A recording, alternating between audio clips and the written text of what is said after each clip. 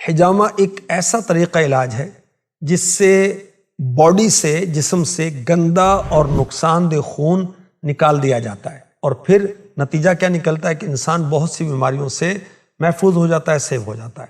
سینکڑوں سال پہلے سے بیماریوں سے چھٹکارا پانے کے لیے جدید طبی وسائل اور سہولتیں میسر نہیں تھیں، تو ان روایتی طریقوں سے بیماریوں سے نجات حاصل کی جاتی تھی۔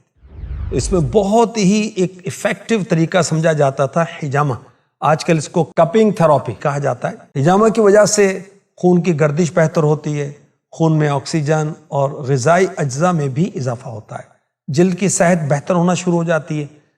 حجامے سے کیل، محاسوں اور ایگزیما جیسی جلد کی بیماریوں کے خطرات بھی کم ہو جاتے ہیں۔ سانس کی بیماریوں سے بھی شفا حاصل ہوتی ہے۔ کپنگ تھراپی یعنی حجامہ پچنا، اس سے سینے اور پھیپھڑوں کے تناؤ میں، کھچاؤ میں کمی آتی ہے، پھیپھڑوں کی کام کرنے کی صلاحیت میں اضافہ ہوتا ہے، اور اس سے کیا فائدہ ہوتا ہے کہ بلغم کو جسم سے خارج کرنے میں مدد ملتی ہے۔ اس کے ساتھ ساتھ حجامہ سانس کی نالی کو متعدی انفیکشن میں بھی مفید ہے۔ حجامہ سے جسم سے زہریلے مواد کا اخراج ہوتا ہے۔ فاسٹ فوڈ کثرت سے استعمال کرنے کی وجہ سے جسم میں زہریلے مواد جمع ہونا شروع ہو جاتے ہیں۔ حجامہ لگوانے سے زہریلے مادے کو خارج کرنے میں مدد ملتی ہے۔ دائمی تھکاوٹ سے بچنے کے لیے حجامہ ایک بہترین آپشن ثابت ہو سکتا ہے۔ حجامہ کو زخموں کا بہترین علاج بھی سمجھا جاتا ہے، کیونکہ اس کے ذریعے سے زخم کے مندمل ہونے یعنی جلد بھر جانے کا عمل تیز کیا جا سکتا ہے، کیونکہ حجامہ سے خون کے بہاؤ میں بہتری آتی ہے، جسم کو توانائی ملتی ہے۔ حجامہ کی مدد سے پٹھوں کے درد میں بھی کمی آتی ہے اور جسم کو سکون ملتا ہے۔ حجامہ کی مدد سے موٹاپے سے بھی چھٹکارا پایا جا سکتا ہے۔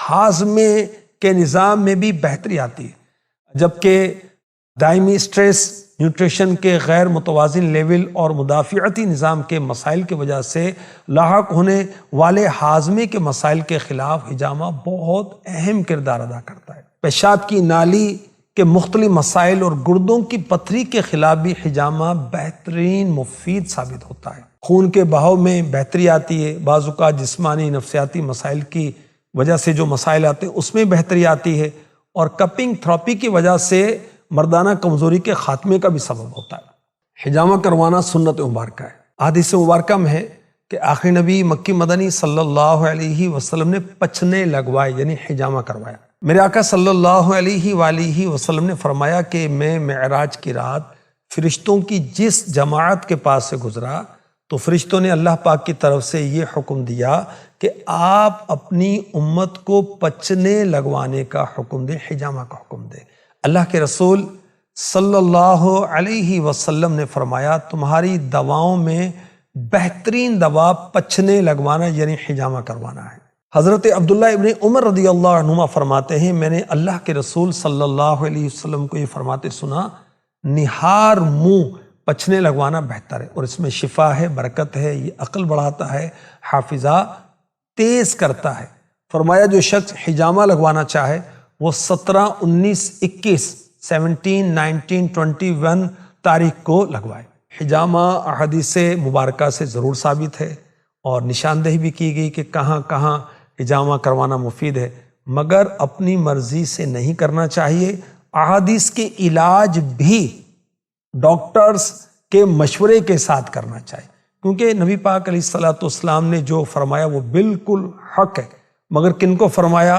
اہل عرب کو، ان کی نفسیات، ان کی کیفیات، ان کے امراض کو پیش نظر رکھتے ہوئے۔ اس لیے ہم اپنے امراض کے لیے اپنے ڈاکٹر سے اور جو مستند اس کے ماہرین ہیں اس سے مشورہ کر کے ہی کیا کریں۔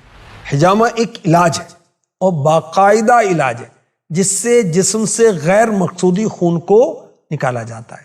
اب اس بات کو اس فن کے لوگ ہی پہچانتے ہیں، لہذا حجامہ کے لیے دیگر علاجوں کی طرح حجامہ کرنے والے کا ماہر ہونا ضروری ہے تاکہ فوائد حاصل ہو سکیں۔ اللہ صحت و عافیت مقدر فرمائے، آمین۔